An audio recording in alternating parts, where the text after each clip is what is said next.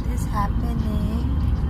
We are experiencing zero visibility dito sa papuntang Sharjah. The time is 4 o'clock in the afternoon. Grabe nakakatakot, parang Baguio. So at 4 p.m. this isn't supposedly happening. Daddy, approaching Sharjah to, so do you think we have something? Pagka mismo Sharjah City Center, ganito pa, I think we have to go back, no?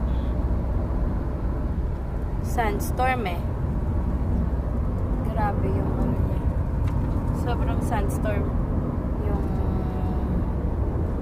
anong tao dito, yung daan. So guys, please mag-ingat kung papunta kayo ng anong exact place to? Sa Gieraffy City Center. Sa Gieraffy City Center kami, pero sobrang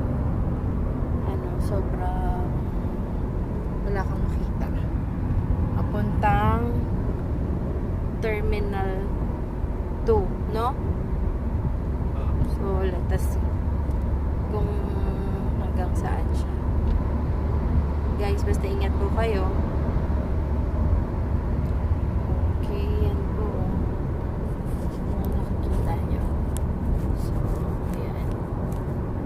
Grabe yung pagka-sandstorm niya. So, let us see. I think Daddy's project for today will be postponed.